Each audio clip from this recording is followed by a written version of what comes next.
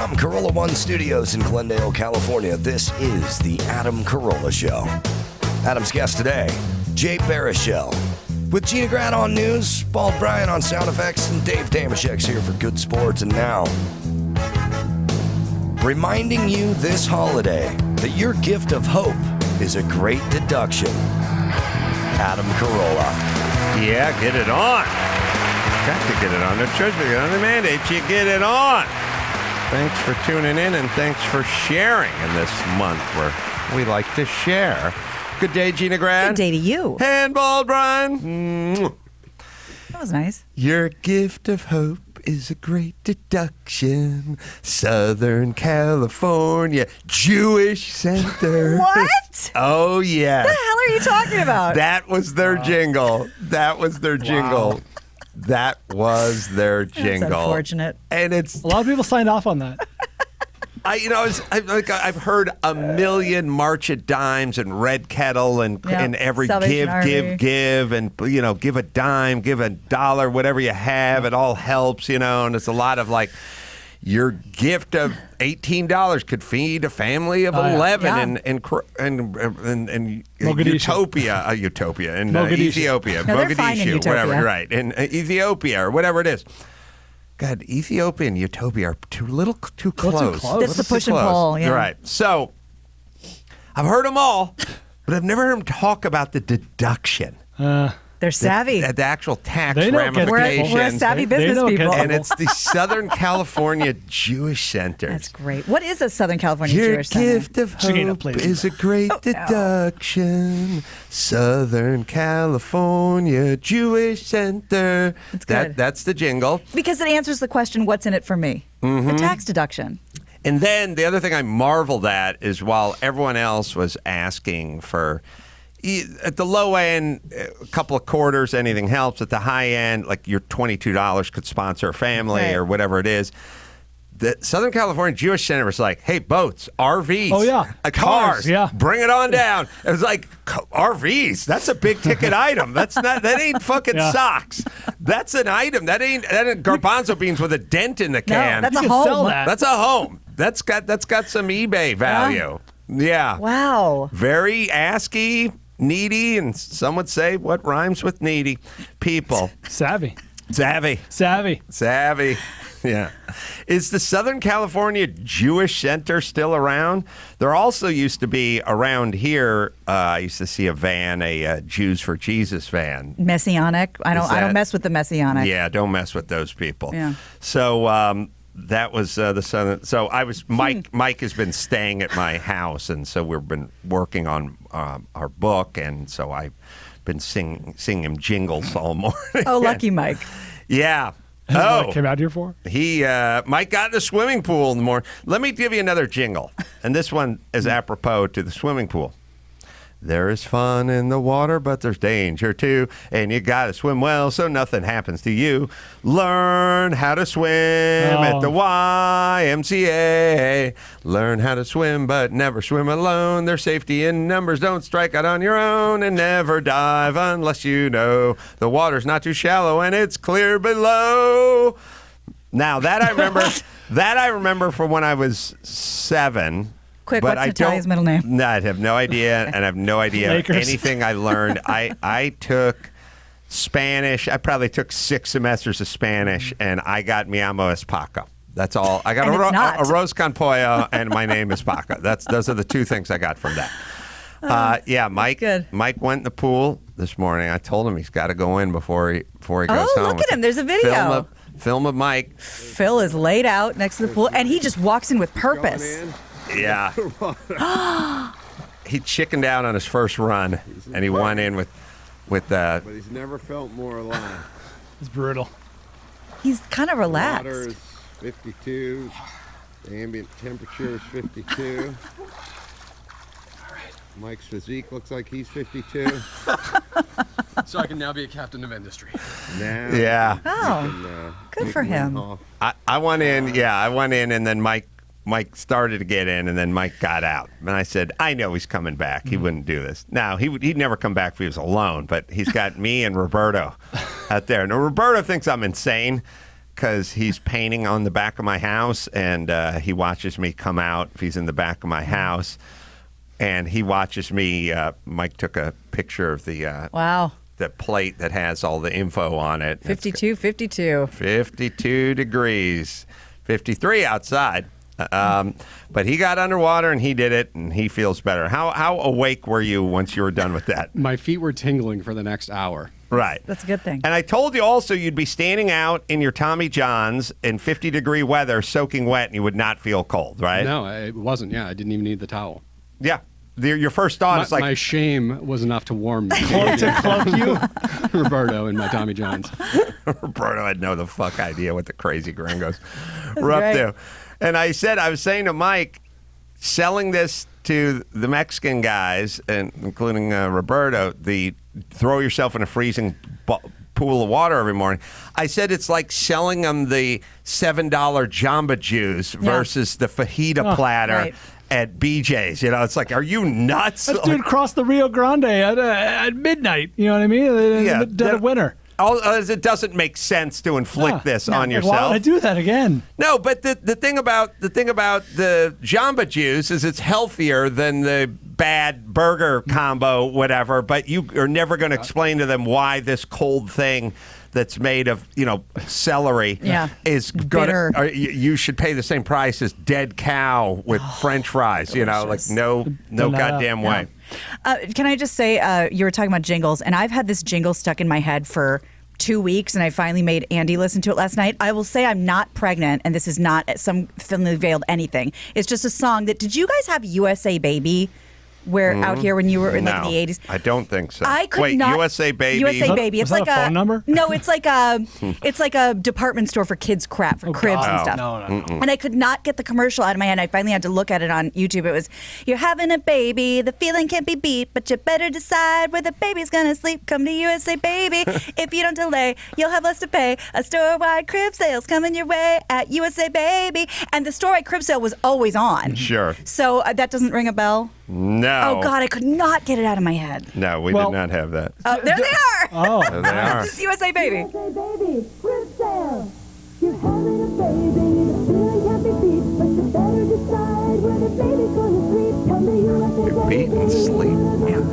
But don't be surprised, there's a sale going on before you Lay away on cribs. Lay away on cribs. That's bad. Yeah. By the way, that would be one of my things where you bring your kid in, or you're going to buy layaway on a crib, and then I just collect you as a government Oh, official. yeah, that's another good fishing. You cannot be you should not be raising a child. Adam, you were too young for this, or too old for this. I'm sure you were digging ditches at this point. But to my generation, and Gina, you're a little too young. Yeah, but maybe I'll try. Lynch, don't go too far from the microphone because they did PSAs, and the jingles for those. Mr. Robinson, who broke my window? You don't remember who broke my window? That was from the Dawson. Mormons, from the Yeah, Church of that's Jesus right. Christ of Latter-day Saints. Lynch, any wow. love for who broke my window? Who it was broke like my it was like a window? 2-minute play. Telling the truth isn't going to be easy. Yeah. Wow. Glass We gotta everywhere watch you this. look. Oh, my Who broke my God. window? Was it Alfonso Rivera? Why is my stomach all nervous and queasy? Yeah, all right. I don't remember musical numbers. I just remember, I took this from your store and I'm sorry. It takes a big man to admit when he was wrong. It's Jesus Christ of Latter-day It's Saints. that kind of thing, but the who broke my window, my that is God. emblazoned in my Was it brain. At the same time, there was my teacher told me I should never tell a lie because a lie can bring you trouble by and by. Yeah. It's an awful thing to do, and it's true and true and true. Yeah, they were on Dawson's this very episode. impressive. Yeah, I know all those Mormon Church of Jesus Christ of Latter-day I Saints think commercials. they had that's the way it is, truly, and what you gonna do today? And then the person go, I'm going to share. But I never understood those kind of commercials. Can we find the Lin-Manuel Miranda ask who broke my window? Look for that, Max Pat. I also want to know about my shots fired. I need a number on my shots fired. Remember, do that first. I had to. Who'd you shoot? No, don't shake your head. Shots fired. I was on the phone with you 25 minutes ago. I need a number. All right. I got a thought because I'll give him a few minutes to find that, but it had something to do with the London police and the terrorists and the bridge and blah, blah, blah. I want to tell you, I was talking to Mike. Mike and I were having a deep philosophical discussion, and we're talking about sort of compassion, being compassionate. And I was I was sparked by a tweet I saw of Mike Birbiglia. And I was just looking. I don't know how stuff comes up on my stuff, but there's Mike Birbiglia. I don't know. Probably retweet it. And he's hugging. He said, "All I want for my next president is for them to be compassionate." And it showed Elizabeth Warren like hugging a college student. And I thought that's an interesting subject because I really have no interest in that. But I said to Mike, I said, "There's really." I realize. Mayor Garcetti is being compassionate to homeless people by letting them die on the street, and I want to take them and put them somewhere and give them. I want to incarcerate them essentially, and that's my compassion. Well, that compassion is a two-way street. Like the compassion isn't just I feel bad for these people and such and such. Like no, it's like providing for them or setting up infrastructure that can help them. That's compassion. Oftentimes it's getting them to do things that they really don't want to do or forcing them to do things they don't want to do. And then I thought, so this compassion thing, you could argue the ultimate compassion would be scraping them off the street while they kicked and fought you and dragging them to some sort of institution. Yeah. Right. So that's my compassion. Right. And I had this interesting thought, which was Phil likes to eat things off the counter. And Phil is now graduated into eating things off the counter in the kitchen. And he used to steal a pork chop. Now he's getting into bottles of kids' multivitamins and cream bottles. Voracious appetite. The other day, I walked in and he was on the carpet with a whole big brick of honey. He chewed the top off. He'd gone full Winnie the Pooh. And it's interesting because I think Mike pointed out that Phil is scared shitless of Olga. And Phil won't enter the kitchen when Olga is there. But on Saturday, when Olga's not there, he's in the kitchen and he's on the honey. Now, nobody loves Phil more than Lynette. Lynette is in love with Phil. So she has a lot of compassion for Phil, but also leaves the honey where Phil can choke on the honey. So has incredible love for Phil, loves Phil too much to be able to do what Olga does, which is swift kick in the ass, and then also has this sort of rolled up newspaper that she smacks in her hand and makes a noise, and Phil goes trotting out with his head down. Like Phil trots with purpose, like head down, scoots. Like Olga just whacks her hand once with the sports page and just feel like, whoa. And Lynette and me. The dog is trainable. Oh, so trainable. We see that. And we go, oh, don't be mean. You know, like have compassion. But the dog is also choking on the lid of a honey container, which could kill it. Indeed. So who is the compassionate one? Now, society kind of looks at Lynette as the compassionate one in this case. But it's really Olga who's saving the dog potentially from choking. Providing for, like, people think compassion means just being nice or being sweet, like the politician hugging the college student or kissing babies. You have the old image of kissing babies. I don't give a shit about that. What compassion is helping or providing for, and that sometimes is tough love. Oftentimes, and we are blurring that line, and everyone is looking at the person wanting the hug or give. Don't be mean to Phil. Look, and also, Phil's scared of you. Do you want Phil to be scared? I do want him to be scared of me in this regard. Yes. Well, intervention, that's compassionate. Like you want to say, is it nice? Absolutely not. It's probably very hurtful. We don't speak to or provide for you anymore. It probably really hurts their feelings, but it's extremely compassionate. Right. Yeah. I could also put a new entry into the language of losers, as overheard from the kitchen when I said to Olga, gee, he took the whole thing of honey. And Olga went, what, Lynette, why'd you leave the honey next to whatever? And Lynette went, who could have seen this happening? And I was like, well, you were in a unique position to have seen this happen times before when things were too close. So that is a language of losers there. Yes, you could have seen it happening because you were here and have made the announcement that nobody can leave stuff near the edge of that counter because Phil will get it. And he is he's a bad boy. And then Olga, something struck me when she went like, you got to train Phil. You can't let Phil into this kitchen when I'm not here. And I said, I said, yeah, I know, guy, I get it. And she went, it's for his own good. And I was like, oh, yeah, you're right. You're right. Yeah. It is for his good. It's for his good that we smack the sports page and scare Phil out of the kitchen. So compassion. Yeah. And I was He's looking gonna at a bag of chocolate chips or something, a candy bar. Right. He was going to kill himself. He just started to get into the honey before I found him. Also, so we were talking, Mike and I were talking about like EBT card at Jack in the Box. Like, see, that's something that controversial. Gavin Newsom would be like, these people should have dignity and they should be able to, whatever. It's like, I'm sure they're morbidly obese already. They're not earning any money. They're the last people who should be hanging out with Dawson. Full time eating Jack in the Box. They're the last people that nobody needs free Jack in the Box. Nobody needs government sponsored free Jack in the Box.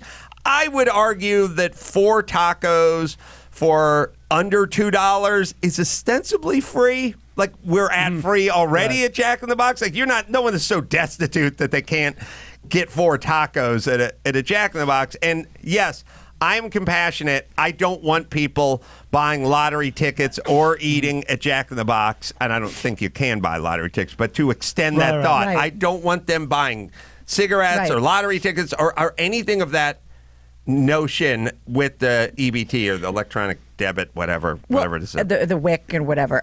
You know who this is a perfect example of, and I am so afraid to say this because I know what it triggers in you, but Greg Kinnear in Little Miss Sunshine, the ice cream scene. That's the compassionate man. Niagara Falls! Yes, everyone is looking at him going, why don't you be nice to your daughter? And it's because my daughter's eating ice cream and pancakes on her way to a beauty pageant, and she's already overweight, which is unhealthy. Right. And she wants to be in the pageant. This is her choice. Wants to be in the pageant. If she wanted to just sit outside and eat ice cream all day, that's her choice. Fine. Right. So that is a very good scene, and it did mark we used to know what was good for little boys and little girls and little dogs and little folks on welfare and Little Miss Sunshines, and now it's, oh, come on, be nice. Be nice. Where's your compassion? All right. Max Zapata. Yeah. Shots fired. What do we got? I'm watching the video right now. Well, there's probably an article that says, like, how many. Okay, I didn't know if you wanted specifically from the source that you were talking just how many shots. So I was. How long's that video? It's an interesting story. The Larry Elder video is 14 and a half minutes. Oh, it's too long. All right, you just look at an article and see how many. What was the kid's name? Mario Woods. Woods. Okay, so the thing that's interesting, I was going to share with you guys, and then it sort of dovetailed into something else, which is the Kaepernick case that got him into being a civil rights activist. The case is not one that people are aware of. It's a little known. It's a guy named Woods. Woods was shot by the cops. That part we got. Was it a singular case? I don't remember if he was like over the one thing. That's what he said. Okay. Evidently, Garagos would know, obviously. I can ask Garagos about it. I don't know if Garagos has asked him, but he said, this is the case that made me do this. And so the case was a guy named Woods, and he had a knife, and he wouldn't put the knife down, and he like slashed somebody, and the cops kept yelling, put the knife down, and he never put the knife down, and then they tried all the bean bags and all the junk that never... That junk seems to work on sane people who don't have knives. Yeah. Once you're beaked up on something, the bean bags and the rubber bullets and stuff, they tend to agitate people. They tried 5 non-lethal bullets fired. And anyway, the point is this. It wasn't a great case to get behind because he had a knife. He slashed somebody. There was a crowd of people, and their cops kept yelling, like, drop the knife. And then they tried a whole bunch of non-lethal things, and then he came at him, and then they killed him. So that's like, well, they're better, cleaner-cut cases to get on board than that. But the reason I was telling Max Pat to scrub through the tape was, what ends up exacerbating all these things is he was shot 23 times, like there's a crazy number of times these guys were shot. Gratuitous. Sometimes it's 2 or 3 cops and there's the number of rounds. And I was looking at it and I was like, yeah, it's true. When the cops shoot these guys, they shoot them a bunch. And sometimes it's 3 guys all shooting 7 rounds, but sometimes it's 1 guy just emptying a clip, and there's a lot of that. And I saw briefly on the news, and it always seems to be the case that no matter what the situation was, whether the guy was armed or unarmed or whatever the situation was, the one thing that remains is a lot of rounds fired by the cops. Right. That much. That's the one thing you can't argue about is tons of rounds. And that always fits into a tweet or a headline. The nuance of knife, this, that, non-lethal. It's a little more nuanced, but that can be very easily shared. So and so shot 23 times. 26 bullets were fired by 5 different cops. Okay, now look. My deal is if you're running around and you slash somebody with a knife and you're in the street and a bunch of guys with guns and uniforms ask you to drop it 1,500 times and you won't, then eventually you get shot. And whether you're shot twice or 26 times, that's neither here nor there to me. But I was watching the news with the London, I guess they're on a bridge in London, and the cops showed up, and that terrorist guy was stabbing people, and I think he killed a man and a woman. He was subdued, and he had what was supposed to be a explosive device, a vest, and so the cops shot him out of safety because they thought he was going to blow himself up.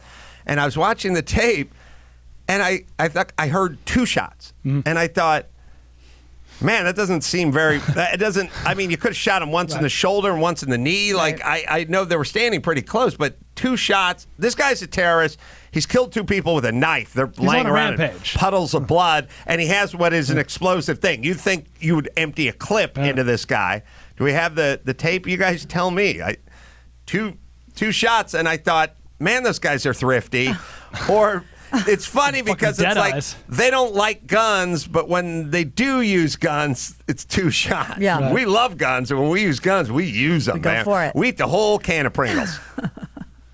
Sorry, Max Baz, that's something you possess? It's loading right now. There's just an ad playing, so we got to... Oh, okay. All right. So, I mean, first off, that guy must have been a hell of a shot. Sniper. I mean, he was standing near the guy, but still 2 shots kind of in the heat of battle, and 2 shots only as far as I could tell. I told Max Pat to check the tape, and he said, yeah, 2.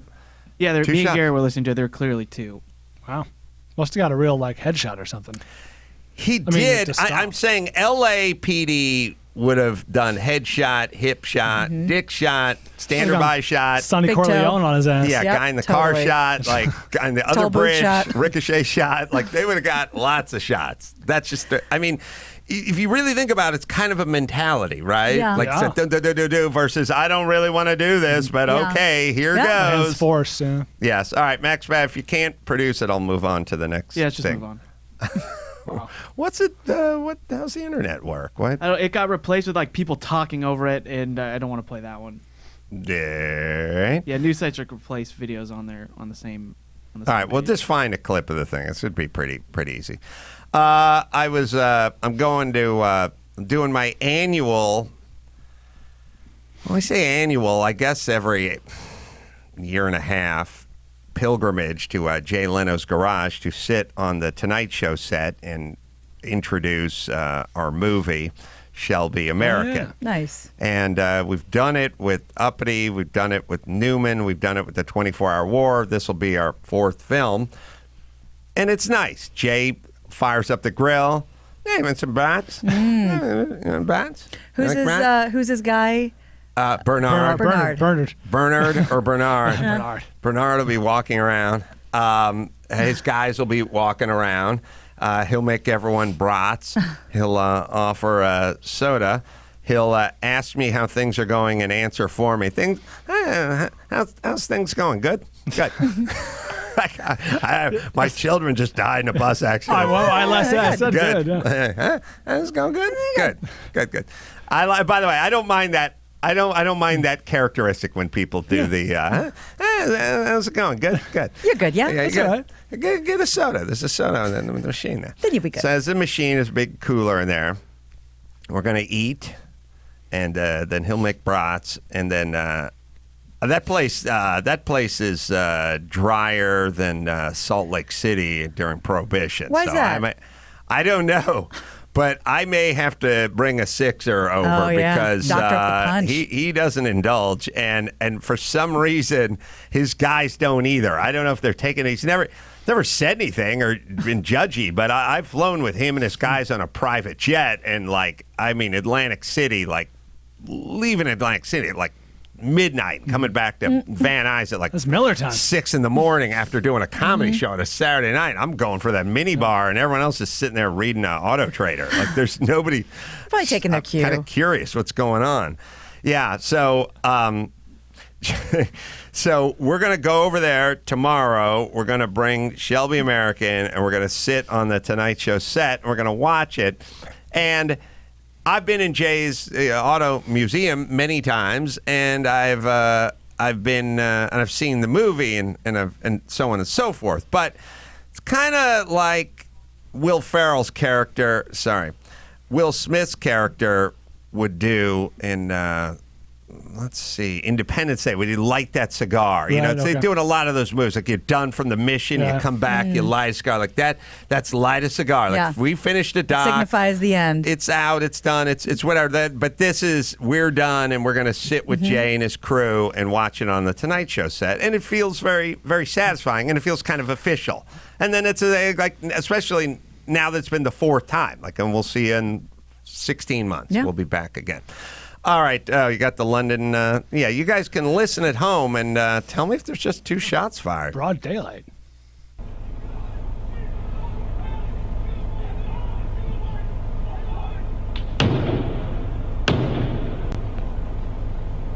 That was 2. That's enough. Wow. Now, LAPD how many fire? They'd still be firing. Still be going. They'd still be there, reloading. 2 days later. All right, so I found that sort of interesting. All right. Oh, and so as far as the Leno thing goes, I saw him on TMZ Yeah, last I got some night, Leno in the news. and he was asked about Gabrielle Union, and I thought to myself, I don't know, they do cycle through the gals or the others in that show. What is it? America's Got Talent, whatever, and it's fine. And anyway, but I heard on TMZ, and then I had Chris confirm it, one of her reoccurring complaints was she didn't like Simon Cowell smoking in his dressing room. And Simon Cowell is the creator of that show. Indeed. So, and he wasn't smoking in your dressing room. Yeah. I get the argument. I can still smell I get it. When someone fires up a vintage car up the street, you can smell it. When someone fires up a leaf blower or lawnmower, you can smell it. There's places you can smell stuff. I get it. But he created the show, and he's in his dressing room, and I know the rules mandate that he be outside. Right. But he created the show, and he's in his dressing room. And you're complaining that he's smoking because it's seeping into your dressing room. And all I'm saying is, if you do get fired, she's claiming there's no permanent wall. Okay, whatever. He's in his dressing room and he's smoking. I don't care. There's a wall enough or whatever. She can smell it. I get it. No doubt she can smell it.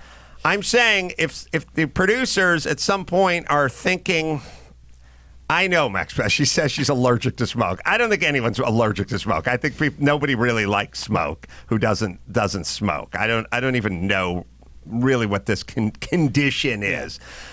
What I'm saying is when the producers decide to shit can you, and then they go to Simon Cowell and they go, hey, guess what we're thinking about doing? Do not expect him to go to bat for you. You see what I'm saying? Yeah. He's the boss. Yeah. Don't expect him. Don't expect the guy you ratted out 3 or 4 times about smoking in his own dressing room to all of a sudden march in. Right. Let me put my cigarette out. I'm marching into the office and I'm going to fight for you. Right. Don't expect that. Especially when you're eminently replaceable. You know what I Yes. mean? Like, there are any number of people that could do that. Well, also, when no one exactly knows what you do, like people go, she's an actress, right? And it's like, yeah, but does she sing? Like, I don't know exactly what she does. So, anyway, we will. That was what I saw on Leno. Leno didn't say anything nasty. Leno's No, always, quite the opposite. I actually have that audio for the news later. Leno. Well, Leno is quite the politician, and when I mean politician, I mean no politician. Like he's right down the middle with everything. He's a diplomat. Just wants to make friends, right? All right. Let's see. Well, we got the shots fired. We got that. Let me hit Zorro over here. Let's see. Jay's here. Oh, okay. Zorro, ZORO.com. Find everything you need for your business of any size and almost any industry. Tools and equipment, safety, office and cleaning supplies, and more. Tons of stuff for electrical, plumbing, contracting, manufacturing, and more. Brands you know and trust: Stanley, 3M, Milwaukee, Schneider Electric, Rubbermaid, just to name a few. If you have yourself a business or you're running a business and or you're running a household, or you do what we do, you go to Zorro.com. That's ZORO.com. They deliver fast, and you can talk to real people if you want to talk to customer service people in the U.S., and it's free shipping for orders of $50 or more at Zorro.com/Adam. Sign up for the Z-Mail. Get 15% off your first order at Zorro.com/Adam. Couple pieces of announcements here. The Reno show has been postponed until early next year. Nothing tragic, just a scheduling situation. So Reno folks listening, we will be rescheduling till I think February of next year. So just a few months away. You can check out the Shelby American docs on Netflix as well as 24 Hour War, but get the Blu-ray for like Pops for Christmas and get that at Chassis, CHASSY.com, because it has a lot of extra stuff on there and stuff that's never been seen before as well. No Safe Spaces is opening in 200 screens this week, so go to NoSafeSpaces.com and watch that movie. Everyone's enjoying that. And we'll take a quick break, and we'll be back with Jay right after this.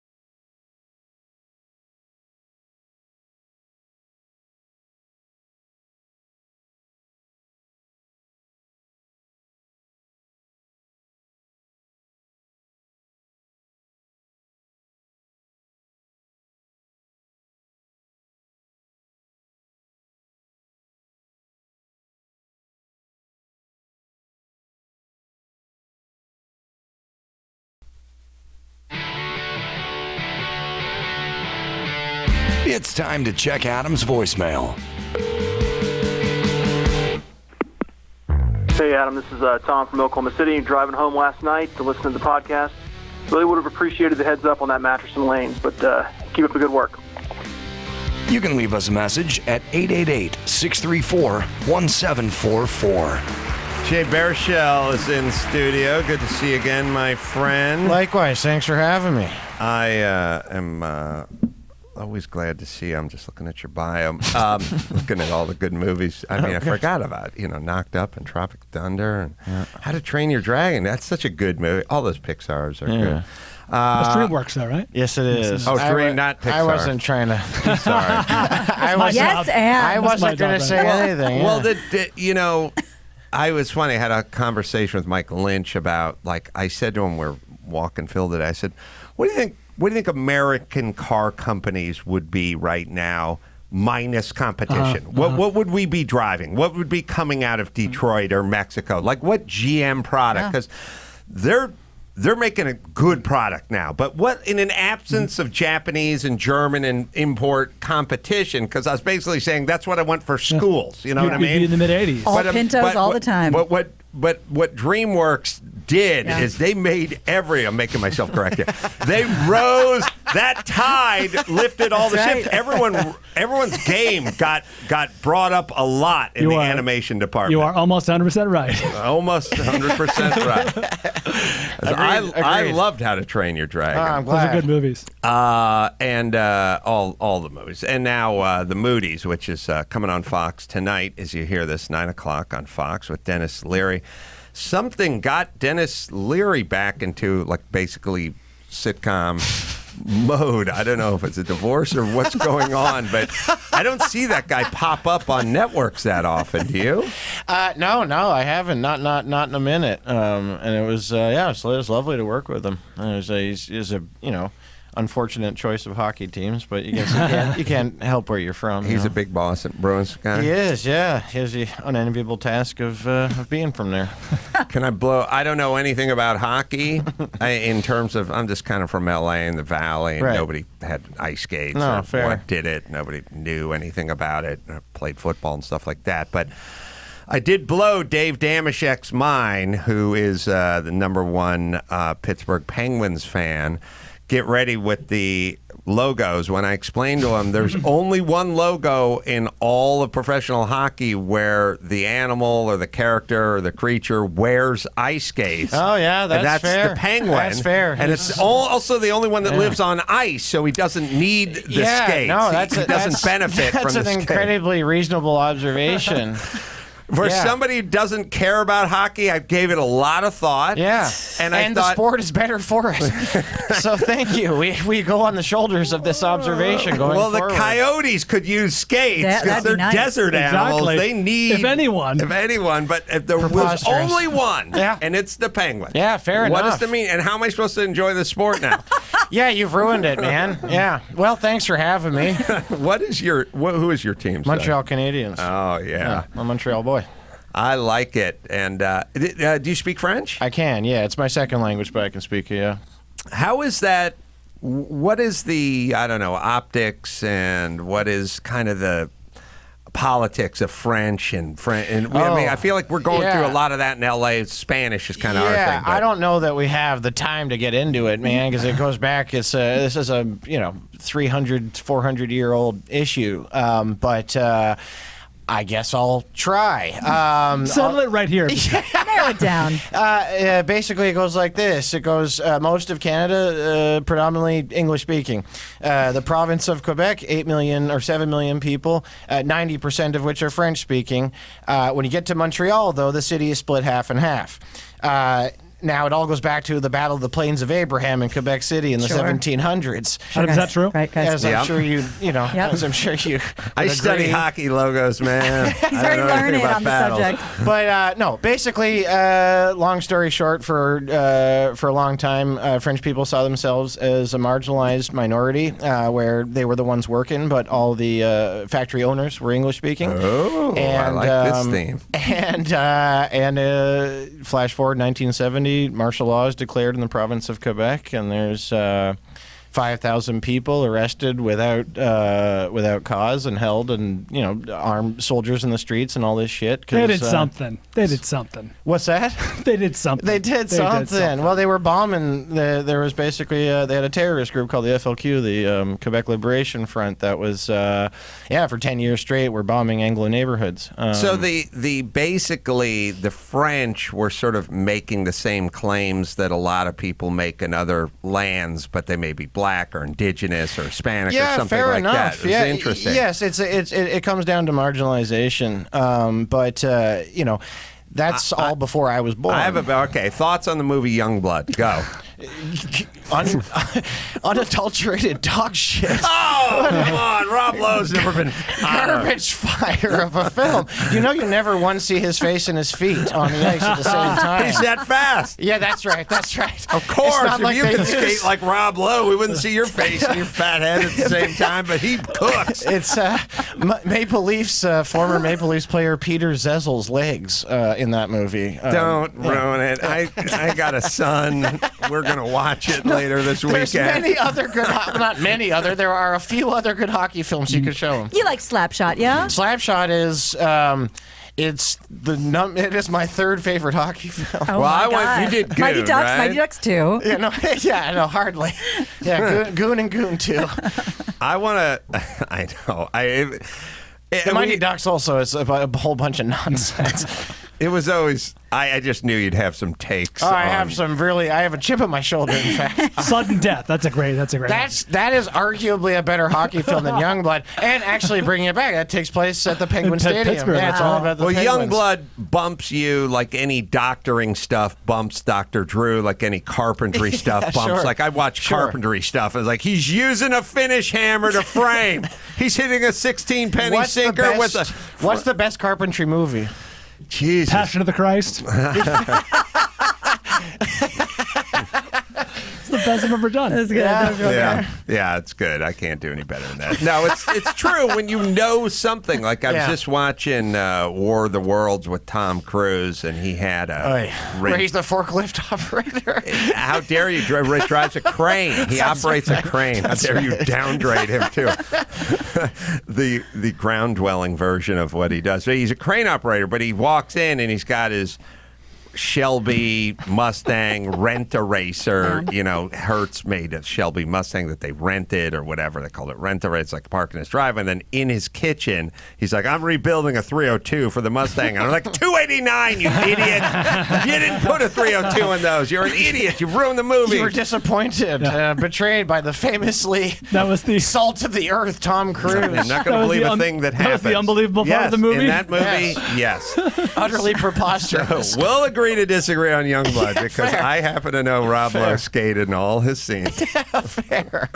I know you have to wonder, like whether it's playing the guitar or skating or doing, many of these endeavors. Like, how many times can you go to the shot of the legs, shot to the guy's face looking determined, shot back? Yeah. How many times can you toggle before people start kind of scratching their chin? Like, I think it's like 3 or 4 times per scene. Maybe. Yes. I think that's probably the ceiling. Because famously, it's also very prevalent with the piano. I was going to say, everybody's piano's the cooking. worst. Piano's the worst. Now, Swayze was also a tour de force in that movie. And I know he did all his skating. Did he? No. Keanu did, though. Oh, Keanu did. Yeah, because he's a good hockey player. Oh, see? Is there nothing that guy can do? Toronto boy. Wow. So there, does everyone grow up? Like here, people like baseball. They used to kind of grow up playing it a little bit, but not anymore, really. It felt like, maybe it was because I was in that world, but it felt like 80% of the boys played Little League. It just had some exposure. Yeah. There's some version of over the line or 3 flies up or whatever. There's always some bat and ball and something going on. It's pretty much left. Yeah. Canada, everyone sort of grows up skating or playing road hockey when in the summertime. Has it gone away, or is it ebbing? It is, namely down to the fact that it's expensive. It's a prohibitively expensive pastime, and so it's becoming a rich kid's game.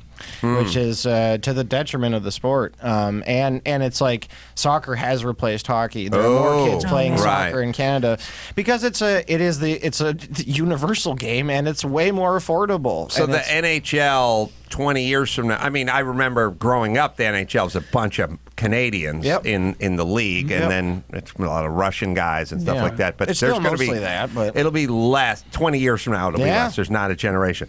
So I got Youngblood, then Miracle. Miracle's In that order. Yeah, Youngblood, Miracle. What? No, Thoughts on hold Miracle? on. Youngblood, space, then Miracle. And I always leave that slot open, that number 2 Just in slot case. open, in case someone makes a good hockey film. Goon 2 would be right there. Yeah, both Goon films would fit nicely in either of those spots. Where do you have Miracle? I'm not a massive fan, but it's less about the caliber of the hockey. It's a nationalistic thing. It's personal. Correct. The hockey in Miracle is spectacular.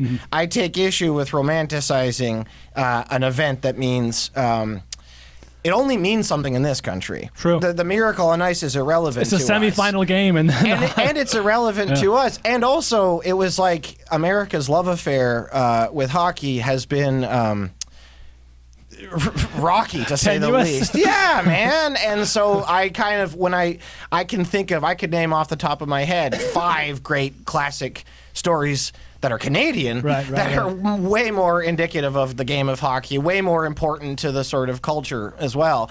But it's the hockey's very good in that movie. And Kurt's wonderful. Where do we got Mystery Alaska? Or what are your top 3? Goon, Last of the Enforcers, Slapshot. I love Slapshot. he directed Goon too. I know. Okay. Yeah, Sean William Scott. Yeah, I'm looking. The right Hanson down. brothers were at the the New York premiere of the first Goon. Oh, awesome. And I came up to him afterwards. I was like, "So what do you think?" The first thing he's like, "Yeah, not as good as Slapshot." I was like, "Yeah, fair enough. That's what I'd expect you to say." Oh, Kim Coates is in that. Yeah, man. I just saw it for the first time 2 weeks ago. It's really funny. You and Sonny should watch it. I should watch. Is it up on? I think it's on Netflix. Yeah, I think it is. Yeah, I think it is. I think I saw the tile for it, if that's what we're calling it. All right, so that is tile. Yeah, I've never known what to call it. I'm calling it a tile now. I don't know what else to call That's it. exactly right. Yeah, Tile. Yeah, I'm not hoping to get a stand-up tile up on Netflix, but just a little grout. I just want to get some mortar, some sanded grout between Bill Burr and Joe Rogan. I just want to see if I can get a little comedy grout in between there. Yeah, that's fair. Yep. Yes, it's on Netflix along with. I got 2 tiles up there, 24-Hour War and Shelby doc. So I'll watch Goon, and you can watch my race car. Fucking docs right, done and done. Well, where are you living in LA? Where are you? No, I live in Toronto. I moved to Toronto about 4 or 5 years ago from Montreal. Been to Toronto. I've played theaters all over Canada. Weren't you in the deadest of dead winters in Toronto? Nah, Winnipeg. Oh, sorry. Yeah, that's where we made the first Goon, also known as Murder Pig. Yeah, I played the. Played like the. It's a harsh way of life. The theater was like the Nelson Burton Theater, the whatever. You say Burton Cummings. Burton Cummings. Yeah, of course, yeah. Yeah, Burton Cummings of the Guess Who. Wow. I love that God band. Deeply underrated band, I'd argue. Well, the Guess Who suffered. They're a handful of bands that had the wrong era. Diverse hits, and people don't attribute that hit. So it's like, obviously, you take a group like the Hollies, and they sung "Long Cool Woman in a Black Dress," and they sung "He Ain't Heavy, He's My Brother." Well, people don't know that's the same band, so thus the Hollies don't get credit. Harry Nilsson be one of those too, I'd argue. Yes. Yeah. So certain bands are sort of punished for being good. Yeah, I mean, Led Zeppelin's a great band, but their songs all sounded like Led Zeppelin songs. You know who they are, and they got credit for all of them. And some of these bands, if you go to like the Guess Who's Greatest Hits, or you go to the Hollies' Greatest Hits, you'll hear a bunch of songs that you know, but you'll go, "Oh, that's the Hollies." Yeah. Or that's put two and two together. They somehow they just needed a publicist. Yep, no, correct. All right, Canadian bands. Guess Who? Glass Tiger. Where are we going? Glass Tiger's up there for sure. I mean, Rush is pretty good to start with. What? I like Rush. Wait a second. I wait like a Rush. Second. I like the drumming. Neil Peart. He's the best drummer in history. That's right. I know he's considered that, and you're a rock and roll guy, Dawson. I think, for me, it's a little older school, but Deep Purple and what's Ian Pace?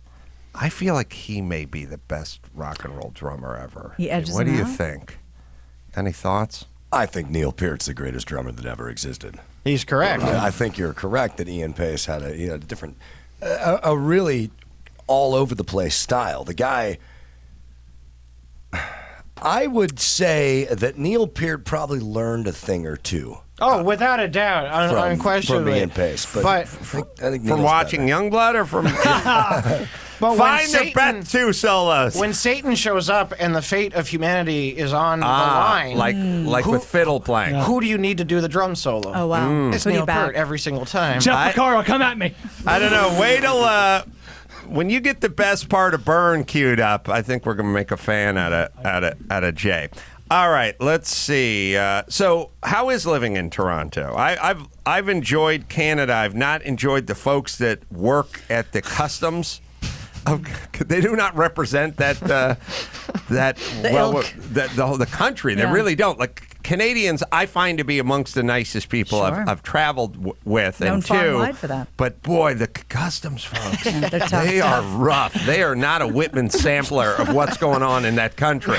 Your guys leave a little bit to be desired as well. Well, everybody- Everyone knows that. on We're the assholes. bedside manner. Everybody at LAX is a douche. Like Yeah, that is we own that that. is clear. Like the guy who works at the Cinnabon's an asshole at LA. There's something about LAX. It's something in the ambience or the See, water. I deal or with even something. crappier ones because we got your guys at our airports, right? Oh, so when you go through U.S. sorry. Customs, you do it coming from Canada. You do it in the airport in Canada, and they are.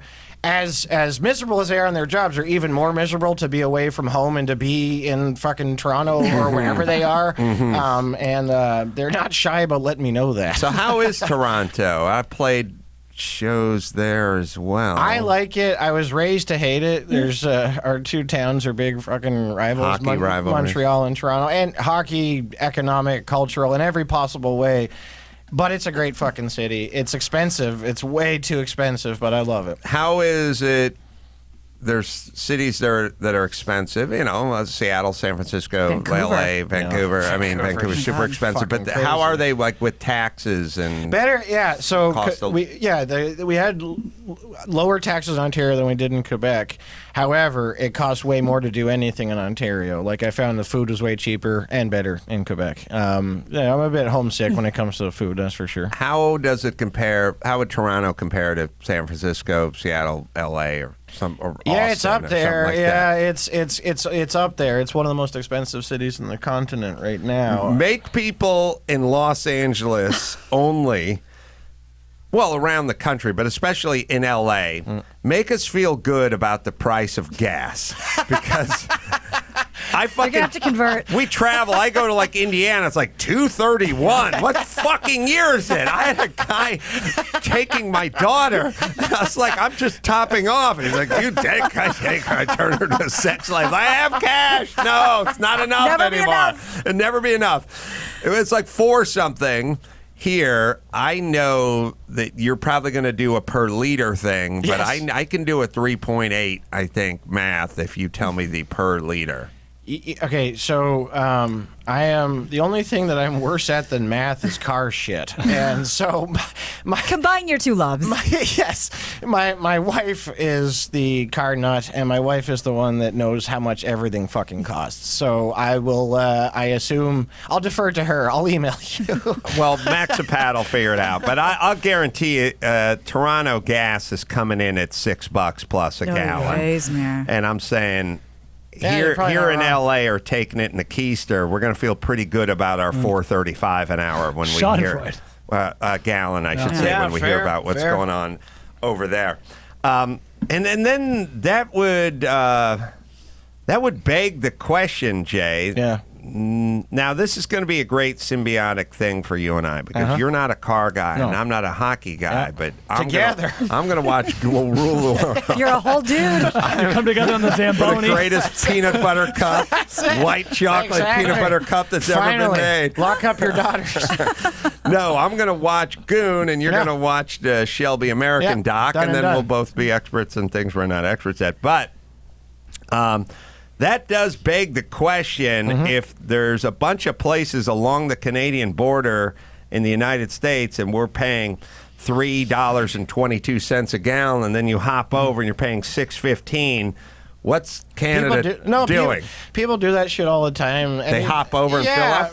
But what are they? What's Canada doing? Are they tacking on $3? I mean, what? That's a good question. What's their plan with that? That's they must a be very getting. good question. They must not be paying. Something else. They're paying what we're paying. Yeah. I'm guessing that the money's going to the schools or the bridges or the That's right. Mounties or the That's Universal health care. Yes, Universal that's healthcare. to start with. Right? Well, let's figure that one. starters. Let's figure that one out, Max Pet. I'm curious what it is. Gallon of gas in Toronto, gallon of gas in LA, and we'll see if we can feel good about ourselves. In the meantime, I'll hit Castrol over here and tweet us at Adam Carolla Show with hashtag Castrol Challenge with your question. Brought to you by Castrol, formulated with fluid titanium technology. It's 3 times, fool. 3 times, fool. Stronger against viscosity breakdown, leading full synthetics. Castrol Edge. What do you got there, Max Pata? At Talbot on Twitter wants to know hashtag Castrol Challenge. My dad keeps telling me to put nitrogen in my tires to keep the pressure steady. What do you think, Ace Man? Couldn't Hoyt, as the Jewish doctor would say. Nitrogen is better. Doesn't have like the water molecules in it. Doesn't like tend to expand and corrode and stuff like that. And all you need to know is in F1 they use nitrogen. Yeah, fair enough. So the best, the people want to do it the best use nitrogen. Yeah, right. And certain places are going that way. Look, if you're driving around a SUV and you're not on an F1 track, it's not that. But it couldn't hurt. It definitely couldn't hurt. So what I would do is not do it and then just say to my dad, just filled up with nitrogen. Thanks, Pops. And he's not like he's going to go out to the driveway and put his nose by the valve and like sniff it or something. Like he doesn't have a nitrogen sniffing dog like I do. He's not going to be able to do that. So do it, and thank you, Castrol Challenge. All right. Let's see. Price of gas in Toronto, Max Pata. In U.S. dollars, it's for a gallon, $3.49. What? No, I'm going into a spiral now. Now I'm nuts. Now I'm really upset. Oh no. You had a whole theory baked. no, and, like, because last time I was there, it was so expensive. I started doing the math because I know how much it cost last time I filled up, and I was like, actually, that's not that much for the car we drive. So I figured it was probably going to end up on the low end. So there's literally no reason to live here. When me and that was Jimmy, it. That's all we had. That was our lifeboat. Me and Jimmy went to Vancouver to watch them film the X-Files or something, like in 1996 or something. And we're looking up and going, God, gas is so expensive here. And we all know it's super expensive in Europe. Right. So I was sort of like, well, anywhere they go by the liter, it's got to be expensive. But Right. God damn it, what is it here? What's the average in Los Angeles? $3.85. Oh, we're more expensive. Oh, God damn it. It just looks better because they go by the liter, so it's like $1. I know, but it's all I had. It's all I had. All right, we'll take a quick break. We'll come back with Jay, and we'll do the news right after this.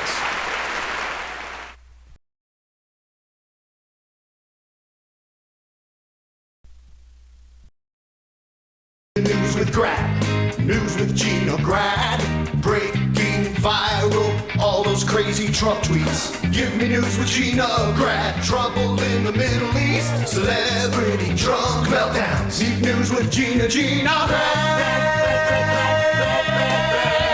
The news with Gina Grad. Well, Fox News reports that California Senator Kamala Harris has announced she is withdrawing from the race for the Democratic presidential nomination. Harris wrote to her supporters, quote, "In good faith, I can't tell you, my supporters and volunteers, that I have a path forward if I don't believe I do. So, to you, my supporters, it is with deep regret, but also with deep gratitude that I am suspending my campaign today." Harris entered the race in January and was a top contender, had a breakout moment in the first debate thanks to a memorable memorable clash with then frontrunner Joe Biden over his record on desegregation busing. But she's struggled to shine through in subsequent debates and has been seeing her poll numbers plunge in recent months and now bowing out. I would imagine hoping to be picked up as VP. Maya Rudolph is bummed Yes, out. that's now. right. Rudolph. And I forgot when I kept saying she sounds just like Maya Rudolph doing Beyonce, and then when I saw Maya Rudolph playing her in the debates, I was like, yeah, okay, who are you going to get to? But I forgot, Maya Rudolph's not in the cast now. No, she just comes back for that So stuff. now I'm more proud of myself because they brought her in to do the one I thought she sounded I get like it. some months and months ago. I keep asking the question, where the hell is Keegan-Michael Key? Because Cory Booker's still He's around. right there. Yeah, they used the other brother in that one. Yeah, I forgot He does that. this sort of bugged out eyes look. They did a funny. One. There was a funny one, Max. But I don't know if you find it. It was SNL. I think it was like cold open. It was probably about 5 weeks ago, and they did now we're gonna meet everyone at the debate, and somebody from the audience. It was just a funny timing thing, like question from the audience, and like Cory Booker, and he's like, yes, you something legalizing marijuana. He's like, yes. And in the Me Too movement, he's like, I'm out. Like he just she brought up something. It was really funny, but it wasn't even funny like on the script. Yeah, it was just good funny timing. looking at his face. But well, she'll be missed. Yeah.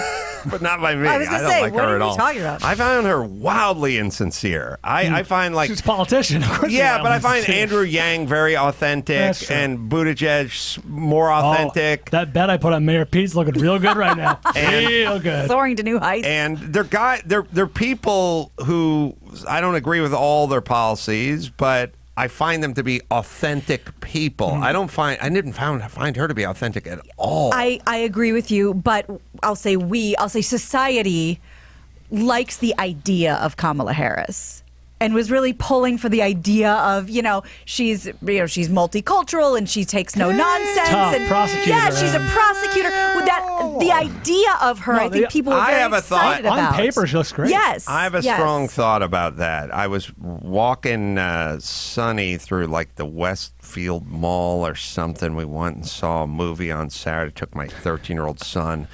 We went out to see what had happened was I kind of want to see Midway, a big World War II aircraft both. carrier. I love all that shit.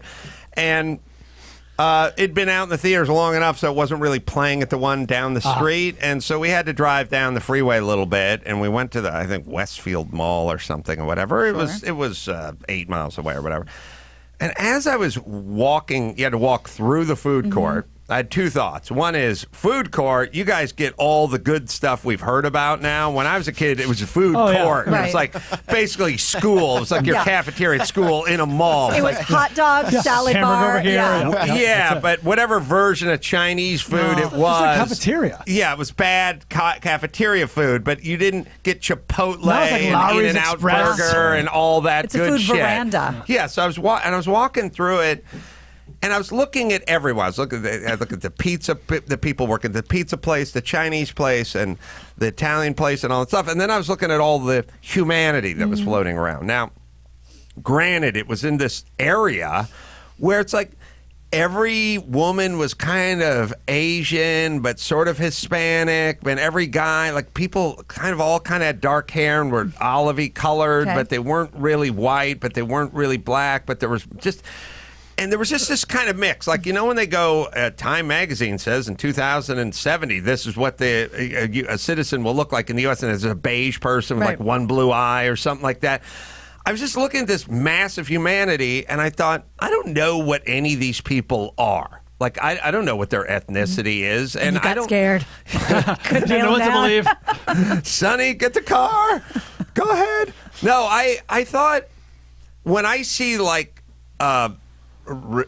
Talib and AOC and that whole group, and they're like, we're the first African American or Hispanic, whatever. I just look at things sort of women. Everyone's kind of melding into Kamala Harris is not Shirley Hemphill from Good Times. No, she's just not Shirley Hemphill. straight hair and kind of light. When you if you take a look at the, I don't know, is it the Gang of Four or whatever? Is it Tlaib? Yeah, Rashid Tlaib and there's a few of them, Omar. and they're always like, Omar. as a woman of African American woman, and I'm looking at her, she looks like my mom's friends or something. Like I don't know. Who, Kamala Harris? I wish, but I mean, I think it's Rashida Tlaib. Rashida Tlaib, yeah. We're getting to this phase where I'm not sure what people are, and I don't know how much you can. I don't know how much you can bet on that anymore. Like how we perceive you or what you are. Like she's the first African American woman with whatever. I think she's half Indian and half African American. Yes. Yeah. I don't know. Right. Yeah, she is. She is. But And I hear you. she looks like an attractive middle-aged woman Yeah. to me. Nothing really jumps out Because at you're me. colorblind. Well, I as I was walking through that mall, I was like, everyone's just kind of turning into the same dark-haired fat. Fat, by the way, was another theme. Like everyone is super fat. That's your ultimate race. And everyone has dark hair. Like Yeah. that's Ironically, all. not racist. And I don't even know what anyone is. And I don't Not think anyone seemed to care what anyone was. Yeah. But anyway. That just reminded me of a meme I saw that says diabetes runs in your family because nobody runs in your family. Oh, that's funny. Oh, we have that is funny. We have Chris Redd as Cory Booker. Okay. This made me laugh. Next, New Jersey Senator Cory Booker. I'm blessed to be here. And I should point out that we're limiting the amount of time you can speak based on how well you're doing in the polls. So, Cory, you get 5 words. Impeach Trump now because trouble? Thank you, Cory. Would you like to leave now to beat traffic? I would. All right. That's good. But that's not the clip I was speaking of. But we'll find it. Still good. There's a lot Still of good. them. Yeah, it's about 5 weeks, maybe a little more. Anyway, it's fun. Anyway. Or maybe I'm screwed up on my SNLs because sometimes they run in a They weird do more, yeah. order. But someone had a Me Too question for him, and he split. Or something like that. Well, one more from the politics file. Democratic billionaire presidential candidate Tom Steyer went shopping on Cyber Monday and ended up buying the domain name keepamericagreat.com. So Steyer's campaign, Pretty good. said in a good. statement on Monday, Pretty quote, good trolling. He said Trump's campaign prides itself on hoarding websites of political opponents, but they forgot to pick up the URL for their signature How could they re-election do slogan. that? Keep America Great. It was sitting open. The new owners of the website wasted very little time adding new Bizarre messaging. to me. It's almost like they're a bunch of buffoons. Yeah. If you actually, Kaylin, if you can go to the website keepamericagreat.com, what you'll see there now is a giant headline banner that says Trump is a fraud and a failure. Through the site, visitors can also buy bumper stickers, and the site says, quote, highlights what a majority of Americans already know about Donald Trump, that he's borrowed billions of dollars to bankrupt business. It is not clear how much Steyer paid for this domain name, but he did get it. Oh, he must have paid a lot then. Somebody was probably sitting So on it. it wasn't Yeah. vacant. It was, he bought it. Yeah, for a yeah. healthy sum. But he made a bid and they didn't. Or their bid was not No, accepted. Steyer has cajillions of dollars, and he Right. spends. So he spent a cajillion yes, on this. he outbid whoever was looking to claim it. No, I'll tell you. So this now makes a little more sense, which is I don't like to talk about cars, but Just this once. Ford. Jay, tell me if he's right. Ford. We just got done watching a movie with Christian Bale and Matt Damon where Ford drove the GT40, the GT40, Right. the GT40, and the GT40 to victories at Le Mans, blah, blah, blah. The new Ford GT40 is called the Ford GT. It's not called the GT40. Somebody owned the name. Okay. Oh, interesting. And Ford went, hey, we came out with the GT40 in 1966, 67, 68, and 69. There were no domains. At some point, they let it lapse because they made the product. I mean, they must have trademarked it at some point. That's the new slogan. I don't know how domains work, 25 years before the internet. You know what I mean? In a domain way. I don't know how that works. Well, you can trademark Mickey Mouse, for example, in 1925 or whatever. You know what I'm saying? Like they must have trademarked GT40 and let it lapse. I don't know. Did they not make GT40s for a while? Oh well, yeah. That they stopped making GT40s in the late 60s. I'm sure laying in wait. I'm sure they just wiped their hands the whole thing, and we're like, well, Yeah, it's still kind of weird because you own that title and you're selling merch and T-shirts, and there's a lot of GT40 replicas and posters and blah, blah, blah. So they stop in the late 60s, and then they pick up again in like 05 or 04, 05, and like, we want to call our new car the GT40 that comes, we're bringing it back, the GT40 back, and the guy who owns the name at GT40 goes, now you gotta buy it from me. Trademark of the copyright. And they chose just to call it the Ford GT and not buy the thing. So Smart. that's kind of probably what happened. If you've ever let a domain name lapse, like your website or anything, and somebody sits on it, that's what happened to mine. Somebody sat on for like 2 or 3 years, and I would get these random emails that say like, Ms. Grad, are you ready to talk business regarding your... And it's like, for a small $250,000. And I would just... business. I would just ignore it, but it was such like a weird like form letter that didn't seem like they were maybe from here. And it was always like... And you were meant to read between the lines. Exactly. From Montreal. And these prices, it's like, okay, I'll give you $2,000. Oh, no. We'll start at $150,000. So Jesus. it's a whole business. It's a whole cottage industry. Somebody bought my name at the very beginning, years in. Yeah. I mean, and I never bought it back from him, ever. How'd that work? How it Adam works Carolla? .com or something. He like had .gov? Adam Carolla dot whatever, and they owned it. They probably bought it in like 97 or something, and I was like, I don't care, I don't want it. And this thing's a fad anyway. Yeah, it just kind of kept going. Superhighways No, going to nowhere. Thing named Adam Carolla's a fad going nowhere. So I'll be back on a construction site by May of next year, So I was like, I don't want it. You keep it, And then at a certain point, we did want it. Later on, in Danny Two Sheets, Danny Kellison knows some big Wall Streeter, domainer, whatever guy, and he blew a call into the guy on the island, and he was like, I have it. I'll get it for you, or whatever it was. It was just one of those. He deserves a top sheet for that. That was basically, that was me at my white and most privileged. Whitest privilege. That was me cashing in. That was my one good white privilege card I played. A single tear rolls down Kamala Harris's cheek. That's right. I called Danny Two Sheets, and he called the rich. I don't know that rich guy, but he knows that rich guy, or he told me I know that rich guy, and that guy had it and got it. Well or done. Gave it back to me. That's about all I know. Chris Red, where the hell is that other one? We have another one. This one's a little more recent, but they Does he run? Nah. Does he run out with a Me Too question? Oh no. Okay. No. There's one about the gay community question. You want? He's got to run. He's got to go up. I'm out. Oh yeah. Okay. I got that one. Oh, you do. All right. So yeah, we'll have that ready in like 30 seconds. All right. Let me hit betonline.ag. NFL Weekly Pick'em Charity Contest. December's here, and NFL's. Oh man, it's a lot of good games out there. Woo! Oh, there's some good games out there. Niners and Saints this week. That's going to be a great It's gonna be a game. barn burner, man. Visit betonline.ag. Take advantage of the best bonuses in the business. Use the promo code podcast1. Get 50% off your sign-up bonus. Matchups, Week 14. We got Dallas at Chicago. We got Baltimore at Buffalo. San Fran at New Orleans. Pass the Chiefs. Kansas City and New England. That's going to be a good one. Seattle and Rams should be a pretty good one, too. Got $500 rewards to give out each week to 5 listeners, and 5,000 season-long charity contests as well. Join the conversation. I'm going to go with Green Bay versus Washington. 34-14 is my lock this week. Use the promo code podcast1. Receive a 50% sign-up bonus today at betonline.ag, your online sportsbook expert. Oh, okay. Do we have the one where he runs on? I don't know. It made me laugh. First question.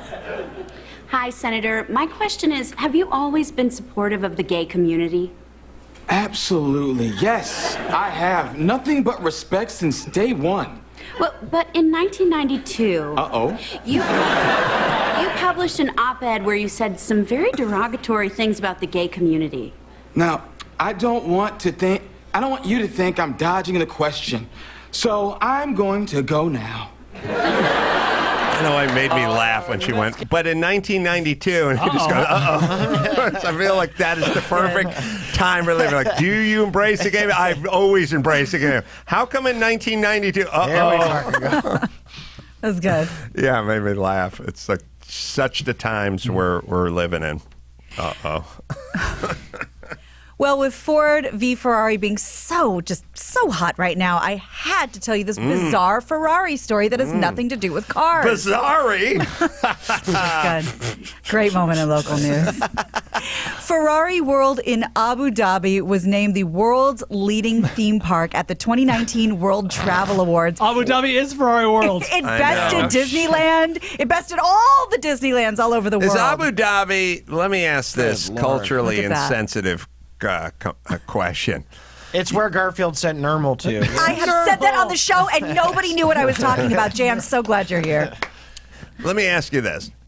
You know when the athlete signs a big bonus and gets rich and immediately gets rims for the Denali, or like Bubby Brister on the Pittsburgh Steelers? I'm going to pick a white guy just to keep it balanced. Had like a Cadillac and had his number and rainbow tape on the hood, Sure. you know what I mean? Like you go nuts. You start buying jewelry and start Hot getting, Bubby Brister take. Yeah, what I'm saying is it's what happens. Right. Is this what happens when an entire nation signs a bonus Mackerel, deal, and yep. it's just Or at least the ruling class of said nation. right? Yes. The whole Sell some thing oil. just goes Yes. nuts, right? Yeah, Like yeah. it's what happens Explodes. when you don't too- like earn stuff, They have too much money. right? Yeah. It's too the much too island fast. Pinocchio goes to with Lampwick, where he turns into a donkey. Pleasure. And this might just be a Bubba Mises wives' tale, but wasn't this like in Saudi Arabia? If your car broke down or ran out of gas, you just leave it and get another car. I mean, it that's makes sense. That's an insane world. That Ferrari world. Oh, can you imagine the loafers being worn in that place? The Ferrari guys. The driving shoes. I go to all the car things and I marvel at the loafers. That's the right. Ferrari guys wear like orange suede loafers with no socks. yeah. And it's Right. the grossest thing in the Blue world. pants. And blue pants, yeah. Can you imagine or the blue shorts to really accentuate the loafer. How much shrimp tails with Loxamana eating over Oh, there? man. They throw away their shrimp tails over Yeah. there, Loxamana. Yeah. So the decade-old park boasts the world's fastest roller coaster called the Formula Rossa, which uses a hydraulic launch system to accelerate its cars from 0 to 150 in less than 5 seconds. Wow. The park also features the world's largest space frame structure, which you saw a picture of, a sweeping red roof with the Ferrari logo that's large enough to cover 28 soccer fields. Over 1 million people visit the park annually, with single-day tickets starting at $80. Would you go just to go check the Ferrari world Yeah, out? sure. I'd Bet go. the guy that owns that place is a real nice fella. Yeah. Down to salt Real of the earth. salt to Yeah. the earth. Folksy. God, it's so crazy that Ford was going to buy Ferrari for like $16 million, and now you couldn't buy one 63 GTO. You'd buy 1/4 of that car for $16 million. And someone's just going to buy the whole company just straight out for under what one of their vintage cars is worth. Yeah. Yeah, I think that's Fiat tough. owns it now, by the way. Well, we talked about this a little earlier, but just a couple of extra details. The Actors Union, SAG-AFTRA, is investigating Gabrielle Union's exit from America's Got Talent, following reports that she voiced concerns about a toxic culture on the show. So adding to what you said earlier, Adam, according to Variety, the actress was allegedly told her hairstyles were too black. She also allegedly wanted producers... What year is this? She also wanted producers to report a joke guest judge Jay Leno made about Korean food to the HR department. And looks like they did not follow up with the HR department about the... basically, Jay joked that Simon Cowell had a painting of himself and his 4 dogs. And Leno joked that the pets looked like something one would find on the menu at a Korean food restaurant. People didn't... Gabrielle did not like that. This? Yeah. Meanwhile, Leno was asked by a TMZ photographer what happened, and here was his very diplomatic response. I love Gabrielle Union. She's a great girl. Move more. Yeah. I really enjoy working with her. She's really good. Do you think was she treated fairly though? I don't know. I don't know. Yeah. But I think she's a great girl. Bases covered. The joke. Let's go back to the joke. I can't. No, do you regret He's telling not the on joke the though? show. You're just being He just look. showed up once. Are people too It's sensitive Aaron. right now, Jay? I can't. About comedians. This is a serious topic though. Oh, yes. No, we're. Hermosa? This is the place Yeah. to discuss it on the street with traffic going by. All right, Jay. Thank you so. Yeah. They are too sensitive, but what year is it? But Mm-hmm. it's not. Korean the thing about dog joke. it's just a dumb joke, but it's also like somebody said to me, they do eat dog in Korea, and I was like, of course. That's how come you can make that's otherwise the joke doesn't work. Yeah, there's a dog meat festival that people are trying to get shut down. All right. What? All right, but we're out of problems. Yes, That's the good news. indeed. Dictionary.com has chosen the word for 2019, the word of the year. Not sure if you're aware of it, but it beat out polar vortex. It beat out exonerate. The word for Exonerate was a 2019. contender? Yes, it was. Behind me. The word for 2019, word of the year, dictionary.com, is existential. Oh, yeah, that makes sense. fair as I enough. hear everyone talking about that. The word was chosen because, quote, it captures a sense of grappling with the survival, literally and figuratively, of our planet, our loved ones, our ways of life. Dictionary.com says most searches of the word were in conjunction with things like climate change, gun violence, democratic institutions. It says Democratic presidential candidate Bernie Sanders used the word a lot this year when he repeatedly referred to climate change as an existential crisis. Joe Biden also used it a lot in describing President Trump as an existential threat to America. So people had to know what they were talking about.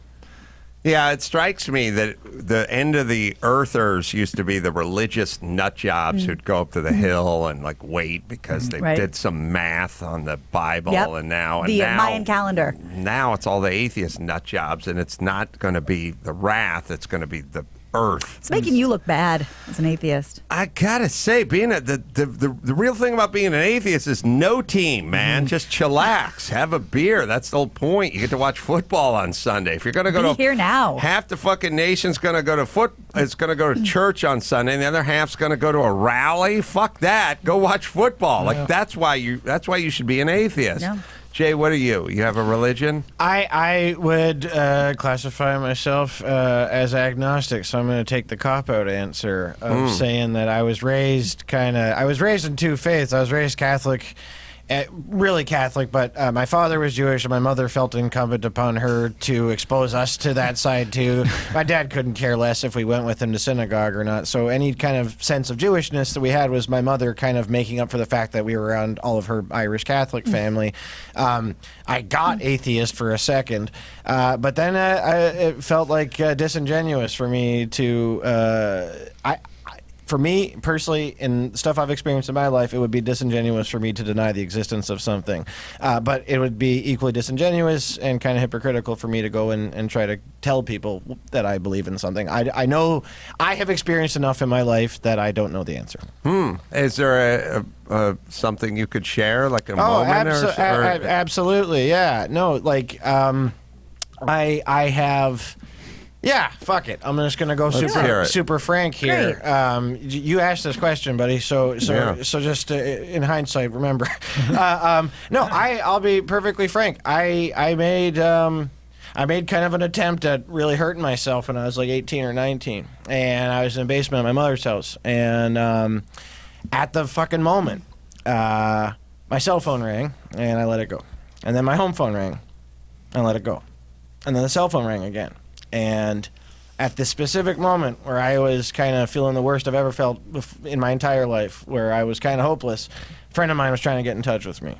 And I remember in that moment kind of coming to, and the first thing I thought was, this was on purpose. And God got my friend Evan to call me at the time that he did. And I haven't looked back since. And it seems, to me, it would be kind of disrespectful to that moment for me to pretend that I am completely the master of my own destiny. Now it's that does not make me devoid of responsibility.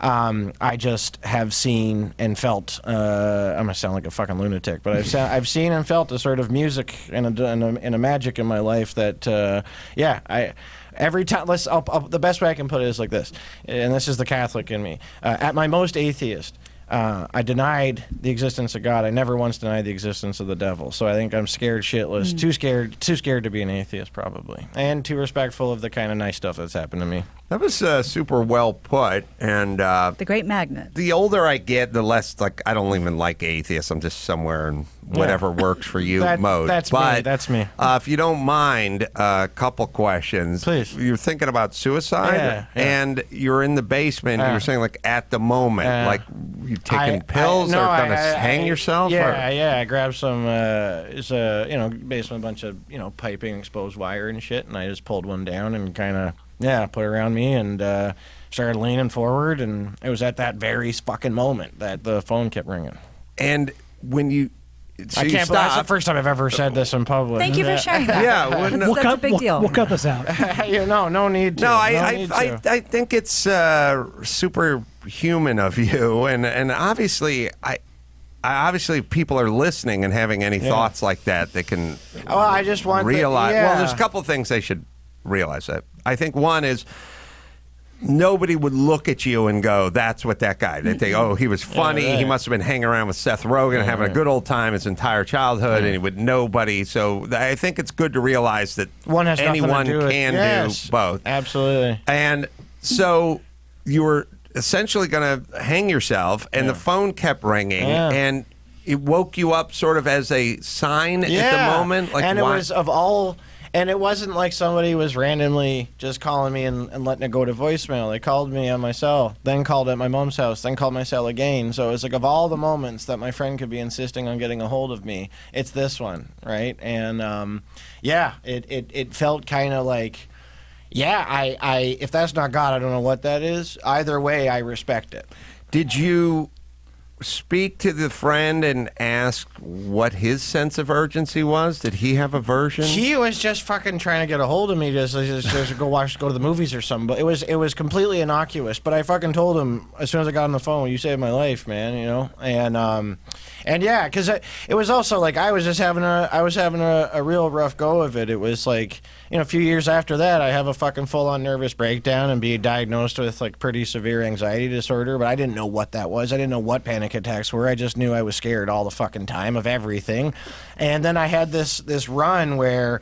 A relationship end, and then my dad fucking overdosed and died a month after. Oh my God. And sort of shortly thereafter, I had my little moment down there. This is when you were 18, or right about then. Yeah. It always feels like for young boys, it's a relationship. Oh, it's a perfect storm of bunch of stuff, but the relationship is the thing that. Guys always handle it worse than girls. In my experience, the ones that I've known, typically, now this is a huge generalization, but I find like girls can sort of take their licks and move on. I find it's like the Adam Sandler character on SNL and Weekend Update. Remember, he used to play the ex-boyfriend who's obsessed with his, he just wants his ex back. I think there's way more boys that do that than girls. You know what? I think that's really interesting, and I've anecdotally found that to be true as well. And I've never had this thought before, but I'm wondering if it's because for girls at that age or women, it's heartbreaking and it's sad, and you're mourning a future that never came. But for men and for boys, it's part of your identity that's being taken from you. And I think it's because you think you're better than a relationship. Because we're bred in this culture to think that as boys that any kind of monogamous impulse is a sign of weakness or something like that. And I also think that for no two buts about it, it's a man's world. And so I think girls, when they take that lick, it's just shitty thing 200 out of 1,000. Is this a Wednesday? Yes, I honestly think there's something to that, because I know like hardest person I've ever known is my mom, and she suffers no fools, and she holds a fucking grudge like nobody's business, but that's because she has a sense of responsibility. And bad stuff happens, okay, so be it. What's your fucking excuse now? She rails against this sort of cultural this trend of lack of responsibility that we're going towards, whereas like everybody's got something, but as my mom says, at a certain point, so what? And I think that's probably, in addition to being a pretty serious, hard worldview, it's also a profoundly female one, I think, too. It's interesting. I have thoughts. Please. I want to get back to Jay. I also realize it's also this, too. When you're 18, 19, 20, 21, because I've been on the losing end of this, women are at the height of their powers and men are nowheresville. Like when I was 20, I drove a piece of shit pickup truck. I made $7 an hour. I lived in an apartment. I slept on a futon with a dude in a one-bedroom apartment. I was not a catch. Nor was I. The chicks who dumped me could date a producer or something. They could go way up the scale. Where were we going? We're going fucking New Jack City, where we were going. I was going fucking nowhere. I was using my tears for lube. Nothing. That's it. I was like, I knew I had no money. I drove a piece of shit. I had nothing. And it compounds your self-awareness. You have no street value at all. Right. You don't fucking walk into a bar and go, all right, ladies, I've Line up. arrived. I'm free up now. Who wants to blow me? Just one line, please. No, you have no juice at all. Now, later on, I remember thinking, God, I was devastated for like a year. I was a mess, depressed, like, oh, blah, blah, blah. Because it screwed with your identity as well, right? It was, here's what it was. I couldn't have been lower in life. So you took away the only thing that was good. Work sucked, job, home life, apartments, everything was bad. Later on, I had the experience of breaking up or getting dumped when I had a career, when I had money, when I had a house, when I had a car. And like, oh, that's not that bad at all. Because I have 80 other things that are working. And now this is tough, but there's 79 others that work. But a bitch ain't one. Or do you thank think? you. Or do you think you just been through it enough that you got calloused? There's an element of everything, but I could remember when I got dumped when I was like, I don't know, I was like 23 or something. My life was so uncomfortable and so distressing and so boring and so everything that I didn't. If I had something to throw myself into, like a career that was humming along or something like that, I would have taken it much, much better. Just all the great distractions of life. But anyway. And just so I'm clear, don't get me wrong, that shit hurts and women feel it and it devastates you. I'm not saying one's easy and one's not. Right, but I realized that so much of my being fucked up for a year had to do with everything else in my life being fucked up simultaneously. Right. Oftentimes, the breakup in your 20s, early 20s, mid 20s, that the relationship is the only good thing in your life. I mean, you're alive, as a guy, something is going well in your life. If you really think about it now, you know, hey, if I could bang a hot 23-year-old chick, that'd be a pretty good day for me about now, right? And how? All right, well, the 23-year-old version of me was banging a hot 23-year-old chick, living in a one-bedroom apartment with 3 dudes and driving a Mazda pickup truck with a fucking bench seat in it. Like, that guy was banging a 23-year-old chick. So now you've removed that, and all that's left is the pickup truck in the apartment. So Jay... we won't dwell on too long, but I appreciate. I don't know where my candor came from there, but well, I feel like we bonded over the price of gas in Toronto, and you became more vulnerable. A softer place to fall. So, you were diagnosed with what, and then how did you overcome that? Yeah, generalized anxiety disorder. But basically, my father was bipolar, and his brother was schizophrenic. A lot of issues, at least on that side of the family in particular. And I found a shrink, man, and it was a combination of a shrink and medication.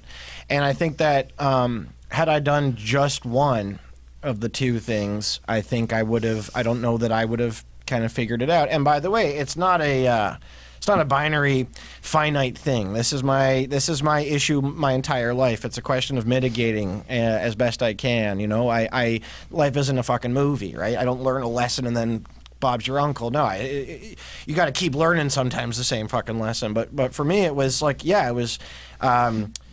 I had to get over the shame of needing help. I had to get over the shame of needing meds and needing to see a shrink. Because I was like, and I'm still kind of weird about it. I don't love talking about it. Old-fashioned way of thinking, you know, but so be it. You know, if it's like I had a broken leg, whatever, get a fucking cast, that'd be good. But, you know, my head was hurt and I needed some help. And meds and therapy, man, and years of it. And do you do cognitive behavioral therapy? Is that, I don't know if that's too personal, but just more changing the behavior as opposed to like lay on a couch and talk about old times. Both. I definitely do both. I think I have to be proactive, and a big part of that is like figuring out what's wrong with me, man. Like it was always easy for me to give my father shit for positions he put me in, give my job shit for what it made me, how it made me feel, blah, blah, blah, this, that, and the other. But, it's all me, right? Like, nobody makes anybody feel anything. We all have the choice to react and feel how we want. So that, by the way, is the hardest shit. That's the fucking hardest thing I ever had to do, is admit what was wrong with me and what I didn't like in me. And I try my best to hold my own feet to the fire still, right? So I'll have reactions to things, and they'll be real strong. And rather than just like let it subside and move on, I try to ask myself why the fuck I thought that. And because sometimes I have thought processes that I'm not proud of, man. I'll react to things in a way that, and I'll wonder, what the hell am I reacting to? And why did it garner such a fucking reaction out of me? And I try my best to try and, give myself shit when I need to, man, because I don't know how else I can get better. Well, yeah, and hopefully you'll stay ahead of the boulder next time. Yes, correct. Yeah, ideally.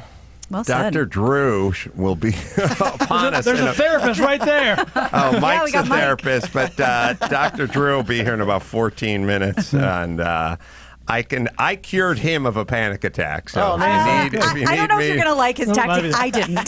Tough love. Fucking worked. If he ever did this to me, I would probably drop dead. It worked. No one has ever been pulled out of a panic attack faster in the history of television production. You have to tell him. I shall. I'll tell you first. Let me just hit the cash. But and I'm curious. Have you had a couple panic attacks? Not fucking in over 10 years, man. And right before I went into therapy, I was at my I don't want to say apex, because it's the worst. So nadir. I was averaging like 5 or 6 of them a day. Oh. I'd wake up with butterflies in my stomach every single day. That antsy feeling when when the cop pulls you over. The dread. I woke up feeling that every morning, and that's just like, man, that's no way to live. Fuck that. I had what I would consider to be close to, or maybe a panic attack for the first time in my life. I don't know if I shared it with anybody, but I was on. It was weird because I'm very like, I play Pop Warner football, pull yourself up by your boots. Yeah, like, of course. Get going, walk get it going. off. Walk it off. Rub some dirt on it or walk it off. That's how my dad was. I was getting ready to shoot a live TV show that was going to go on live on, I don't know, History Channel or the Spike or whatever it was. So I had this live show to do, and it was coming. It was like a whole series of 1 hour live, and we're going to do it live, and I thought, oh, okay. And then there was a whole bunch of other travel and gigs and whatever, and I had to go to Amelia Island, Florida, and I had to leave like LAX at like red eye and fly to Florida and like land at like 7 a.m. or something like that, and then go to the hotel and then go out and do some event or something. And I was just drinking in first class, like on the flight all the way over there. And I got to the hotel. So I basically like kind of stayed up all night, essentially, just drank all night. Got to the hotel, got there at like 7 a.m., was like trying to go to bed, was thinking about doing this live show in like 2 days, and I started having this bizarre, like horrible feeling of like anxiety, and it was like, and I started realizing, oh, this is what a panic attack feels like, a weird sort of to your soul, not a dread and not really in your head, but some sort of visceral, cellular, like the killer's in the house feeling, and I went, oh, this is what that is. This is what that is. Then I felt bad for a second about what I did to Dr. Drew. But then I realized... From a panic attack to a heart attack is what that would have been. How perfect it was. All right, I'll tell Jay about it. Yes, Brent. Well, based on your description, the sweat, the panic, just the overwhelming, like, I think I had the same thing when I first saw Alice Eve and she's out of your league. I lost that. Oh my God! Oh, wow. Oh, it's coming on again. Looking at her now. Oh my God! All right, Castrol Edge, stronger under pressure. I should have took a shot of Castrol Edge, take the edge off, man, when I was spiraling into that deep rabbit hole. Transforms under pressure. It's fluid titanium, keeps metal parts from rubbing and robbing. 3 times stronger than leading full synthetics against Castrol Edge. Edge, formulated in ways to exceed the toughest industry standards, and they got a new and improved formula at Castrol Edge. Castrol Edge. Drew was having a panic attack. I did not know that was part of his repertoire, but evidently would happen from time to time. We were filming a show, and we were gang taping. And I was paused, and he was in his dressing room having a panic attack, and I couldn't stand taping 4 1-hour shows in a day, and we were like between show 2 and show 3 or whatever, and like I wouldn't want to stay there any longer than I had to, and I was like, where is Drew? And they're like, he's having a panic attack, he's in his dressing room. And I walked in his dressing room, and all the producers were like standing around him, like fanning him, and he was breathing into a bag and stuff. And I just went, "What the fuck is going on?" And he's like, "He's having a panic attack." And I'm like, "I'm from North Hollywood. There is no panic attack. No one panics. They get attacked, but they don't panic. There's something you do to yourself." And he's like, "I'm having a panic attack." I'm like, "Get your fucking ass on stage right now. Get out there." And Drew, who was having a panic attack, but he's also kind of dutiful. Like, if you point, he goes. I was like, "You get on stage. You sit there. You do nothing. You have your panic attack. Have your panic attack." So there's no crying in baseball. Right. Yeah, I'm doing the show. I will do the show. You sit there and have a panic attack. And he went out there, and he just sat down, and I said, "Roll it. Let's go. Get the cameras going. Here we go." The theme of the day: compassion. That's right. I said, "Fire it up." And he fired it up. And, we got a caller, and, like, they asked a question, and Drew wasn't talking, like, for the first minute of the whatever. And then at some point, Drew just, like, chimed in, and the next thing you know, he was just chiming in. Wave passed. Kind of looked at him, and he was involved with the work. Like, he'd been sucked into the work. Like, I guess if I was in my hotel room in Amelia Island at 7 in the morning, and there'd been a fire alarm going off and people rushing to the elevators, would I have continued my panic attack, or would I've just got up and run for the elevator? I don't know. Absolutely. No, absolutely. You can always muscle through it, and if something worse comes along, bigger fish to fry, 100%. But that doesn't change the fact that your brain is not producing the appropriate amount of chemicals for you to function the way that everyone else is. Right. So I just can't stop thinking about when I first joined the team here, and we were traveling all the time. I was terrified to fly, and I had to get over that real quick. And then going on stage, I was terrified. And I've been musical theater and stage my whole life, but this is a different genre, what we're doing here and what Adam does. And I was so scared every night. And what I realized quickly was I was absolutely almost about in tears before every show, except the second the music started and we'd walk on stage. Because then all of your focus has to change. You do not have a choice. But up until that moment, I was really, really suffering until we got our rep. I got my reps in with the team. It's never the moment. And I've got a lot of veterans in my family, including my stepfather, and he'll tell you that when shit was kicking off, he was cool as a cucumber. You could hear a pin drop. He was focused and relaxed, more relaxed than he's ever been. It was once it was over and he had time to process it. So it's the lead up, or it's afterwards, the debrief. But not while the tiger's chasing you. No, absolutely not. No, that's just reflex. Right. That's instinct. Yeah. So I suspect. Yeah. Do you have, other than therapy, are there things like I started the show by explaining that I took Mike Lynch, who's at my house because we're working on a book, and we did my cold water plunge into my swimming pool this morning, which just makes everything but that cold water go away. There is no other thoughts. Absolutely. And I thought, therapy, meds, what other... But there's many, there's 100 things. There is meditation, there's floating and deprivation tanks, there's cold water plunges, there's types of workouts. Are there things that you employ? Yeah, for sure. And I know that no matter what I'm doing, no matter how long I've worked in a day, no matter how early I have to work the next day, I'll take a minimum of an hour to, I hate hokey terms like this, but to get out of my head. I have to not take my day to bed with me. That's a fucking big one, because if you go straight to bed after work and you wake up right to work, you're fucking exhausted. You start the day exhausted. I also just learned how to avoid situations that now this is not me being reactive. This is just me knowing that I thrive in certain situations and I don't in others, and so I try to avoid those.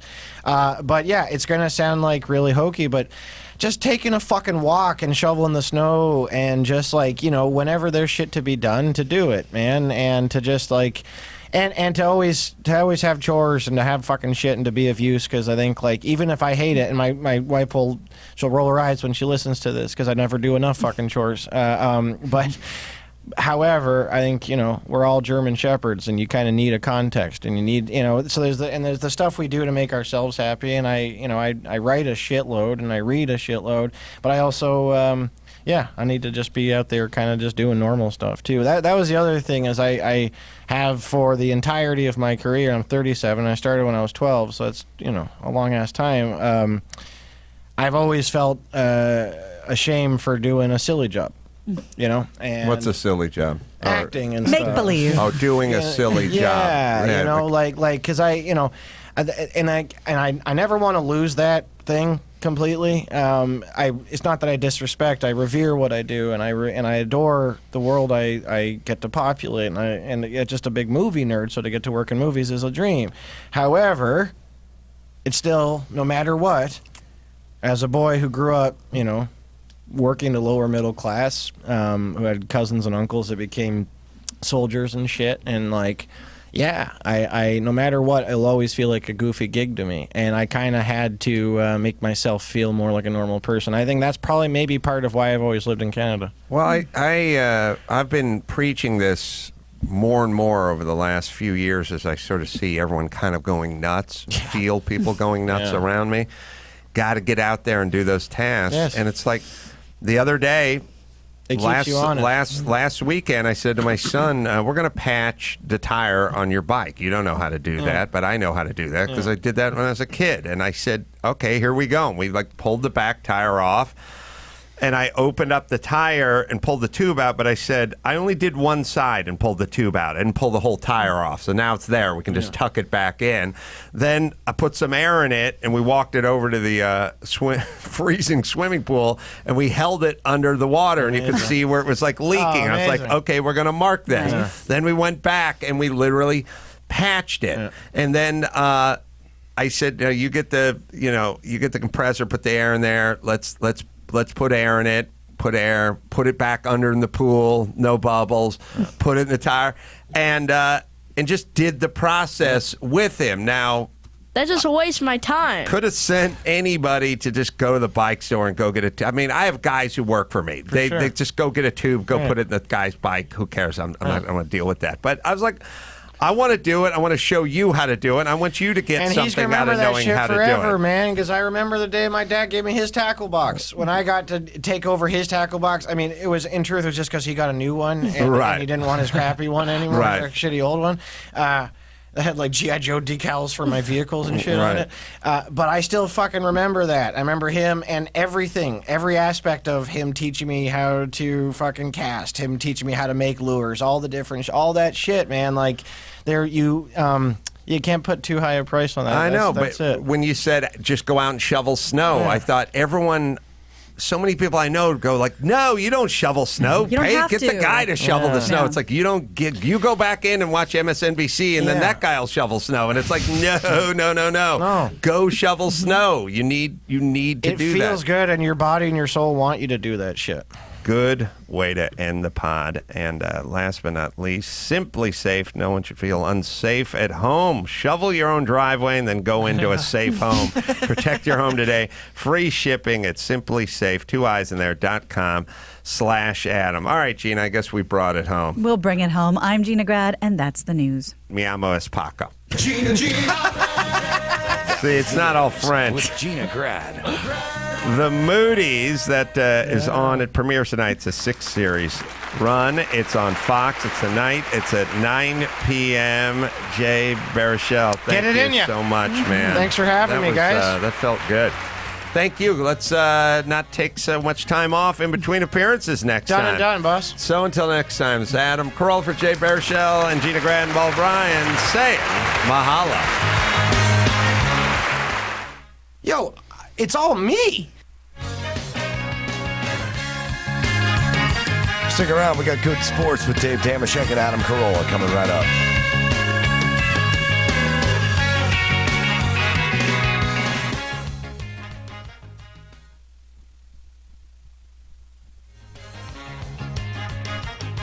Follow the Adam Carolla Show on Twitter at Adam Carolla Show. Follow Ace on Twitter at Adam Carolla. You can leave us a voicemail at 888-634-1744 and get tickets and info on everything at adamcarolla.com.